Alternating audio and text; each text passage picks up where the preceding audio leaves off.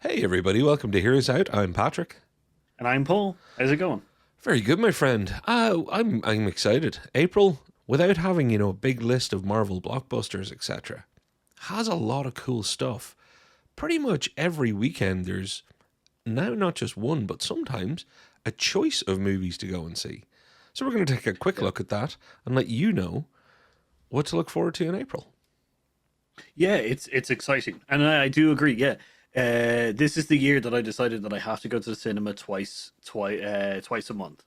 It has been so difficult to find things to go to that I actually want to see. Now, there's been plenty, Mm. but it's like Mickey 17 and stuff like that have been great and stuff. But yeah, no, it's an interesting one that it's been like picking and choosing. Whereas past times, very easy. You And know. look, we're on the crest of the summer, so April's that weird month right now where I'll be honest. They're putting out some. Well, let's just kick into it. They're putting out some interestingly weird stuff, like Death of a Unicorn.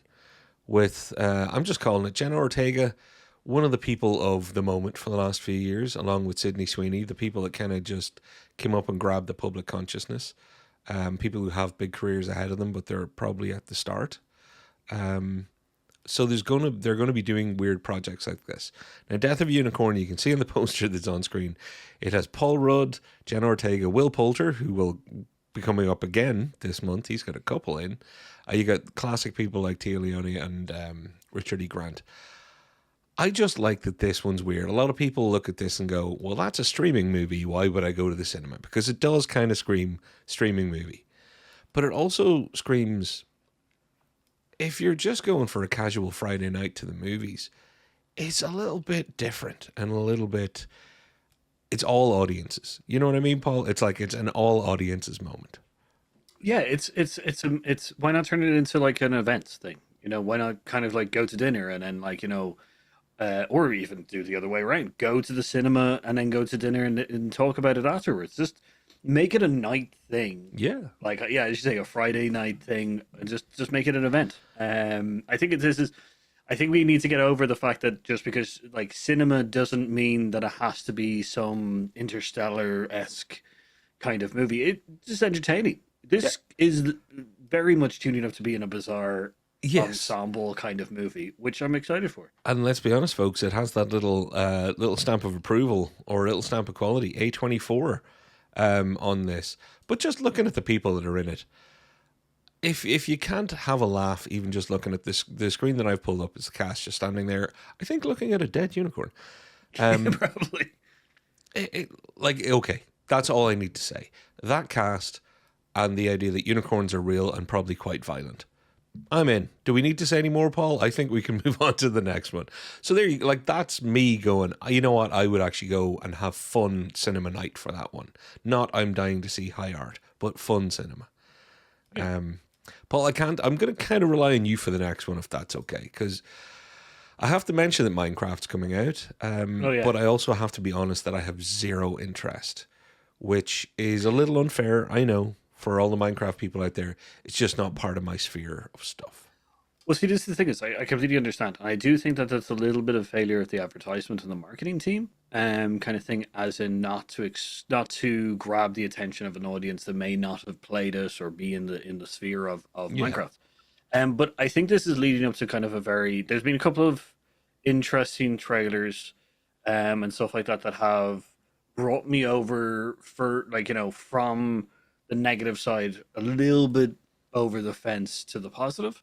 Um, I think this is just Okay. going to be a cute, kind of like fun, entertaining, not like turn off your brain kind of movie. I don't Nice. think it's going to be very hard to like this movie, kind of thing. I don't know if it's going to do well, but entertaining's not bad. Do you know what? Entertaining is good enough. And with that, that's kind of, there's your openers for April. And then we start getting into things like The Amateur. Oh, Remy Malik, he's never quite, and don't get me wrong, I know he was in Bohemian Rhapsody, but he, with Mr. Robot, he really, really did take what was a burgeoning star and then become a shining star that jumped to movies, had, the big success. He's never quite found his feet. I think it's movies like this that really could get him back on track to be just part of the public consciousness. I think he needs more projects, and I think projects like this. with Lawrence Fishburne alongside you, they're going to be good. I've got an interest in this because I didn't watch. I know a lot of people won't have ever seen it. It's based on a book from, I think it's like 1980 or 81 that was actually made into a movie back then, or is it based on a book from much earlier that was made into a movie? But it's a movie that nobody's seen. So this is a second bite at an apple for an old property. But we've been missing kind of these espionage movies where, it's one part John Wick, one part, Jack Ryan. And I'm kind of down with that. So, you've got somebody who's not supposed to, maybe it's more one part nobody.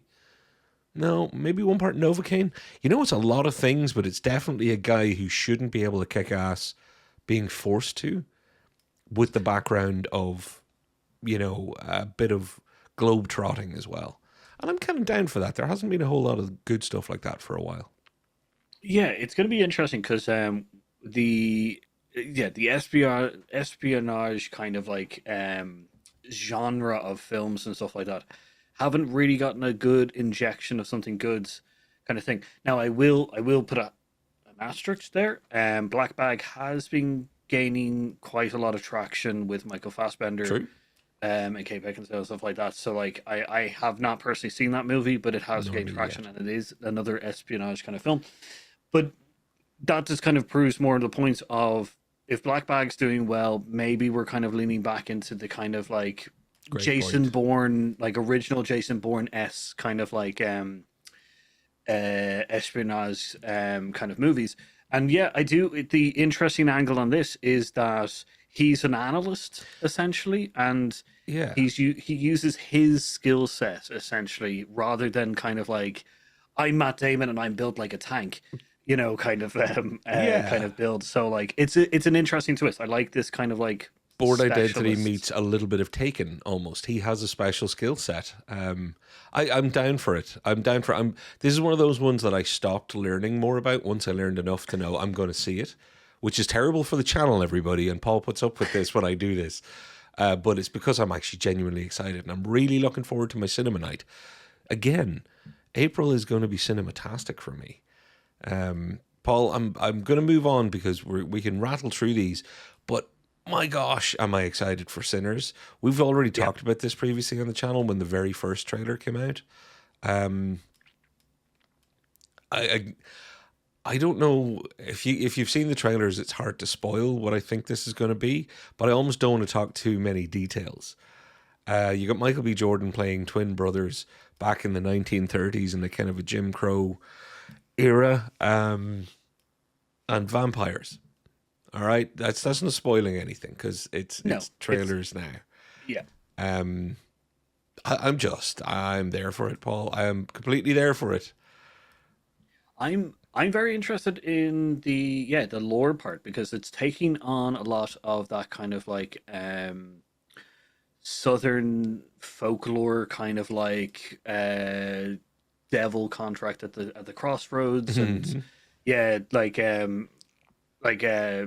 vampires, and like there's a lot of like lore stuff that I'm really really into. Yeah. And I love Michael B. Jordan. He's an absolute, like, an amazing actor. Everybody just loves him. And you know when he's been at his best, and that's why I changed posters on screen, when he works with Ryan Coogler.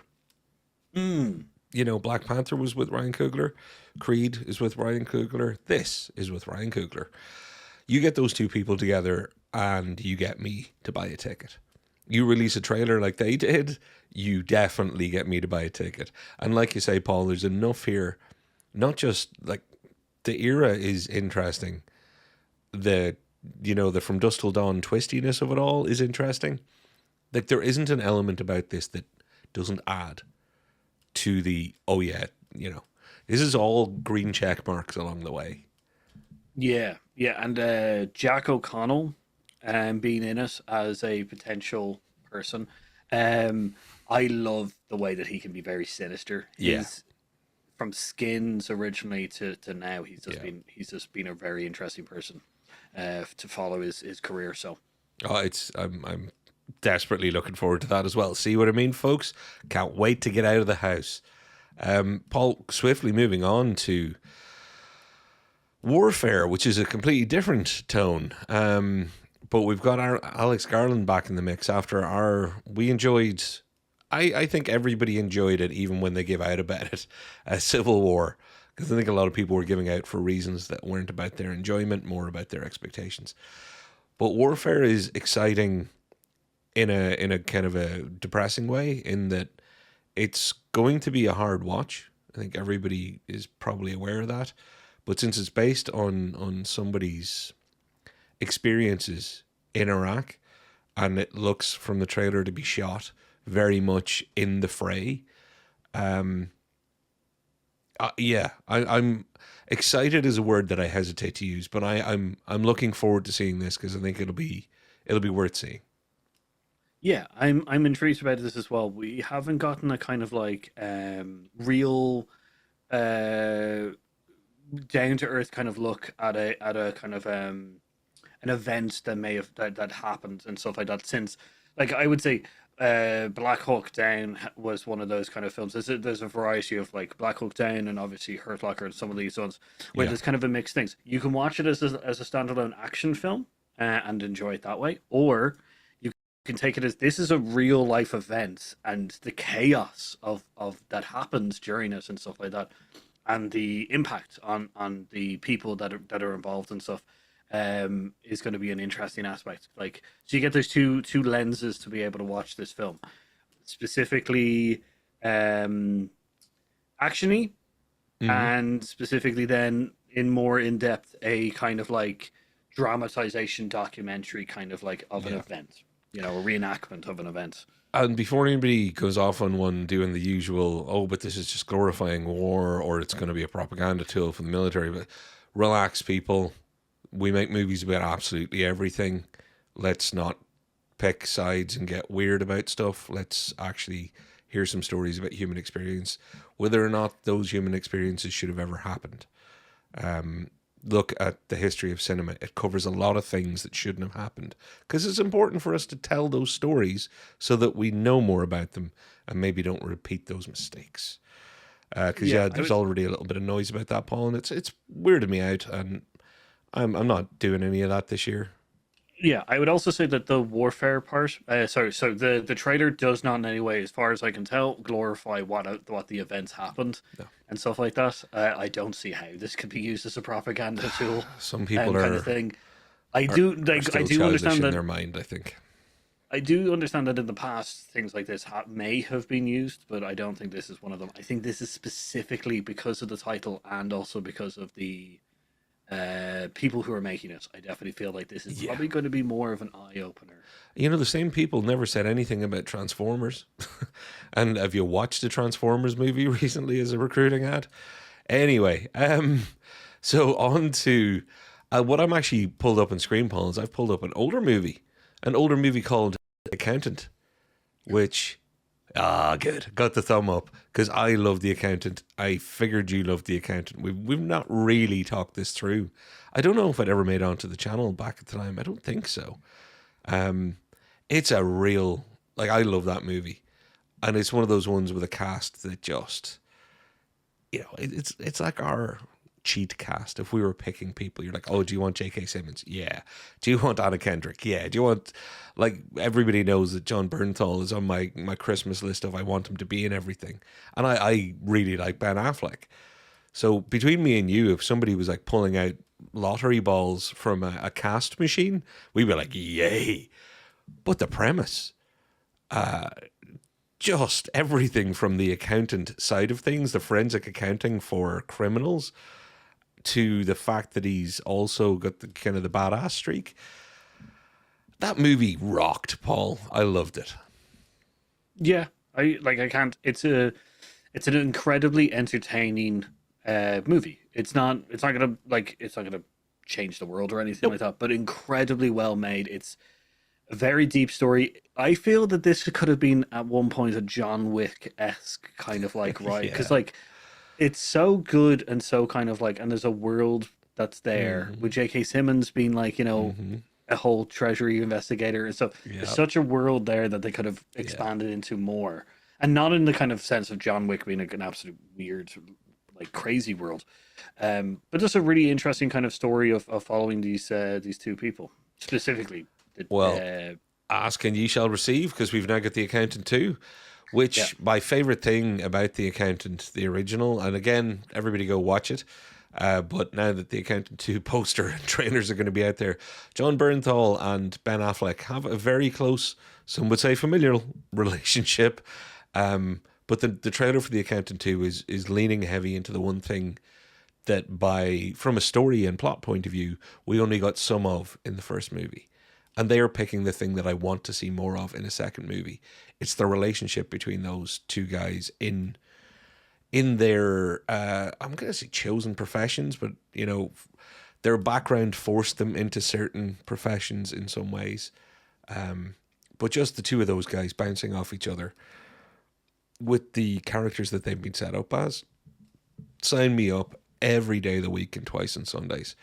This is one that I will be at the cinema. I'll be doing the whole having dinner before I go, just so I can be all excited and out of the house about it. I'll be out there, you know, getting ready to go and see it, thinking this is going to kick ass. I'm going to love this.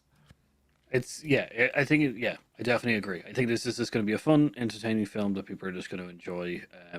This is going to be just the action movie, you know, kind of thing. But it's a good, interesting action movie with a good bit of brotherly buddy like and dislike and all that kind of good stuff. So, Paul, quickly on to what is not happening in April, but because it's so close to the end of April, if you've already been out every weekend in April to watch a movie that we've already talked about, you're not going to have to worry about it when it kicks over into May, because around it's the 2nd of May, technically. The very following weekend, we got the Thunderbolts, which I think both you and I are completely pumped for. And Paul, I'm going to not say a whole lot more there, because I think we might be doing a little rundown of the summer at some point. And as far as I'm concerned, the Thunderbolts will be kicking that summer movie season right off. Yep, looking forward to it. Very much so. Can't wait for, hopefully, good return to terms. Yeah. So we have more movies to look forward to than you could shake a stick at. Go check out everything that we've just mentioned if you can. Support your cinema. But more importantly than that, get in the comments down below. Let us know what you're excited for. And when you go and see them, come back and tell us what you thought. Do you want to like, subscribe, and share while you're at it, Paul? I would. Let us know down in the comments down below if there's anything that you are interested in coming up in April, specifically. Also, if there's anything on this list that you didn't know was coming out and now are very interested in, let us know in the comments down below. Other than, ring that notification bell, subscribe, share us out. It'll be really helpful to the channel. Spread the good word. And on that note, I've been Patrick. And I've been Paul. And we've been Hearside. We'll see you next time, everybody. Bye.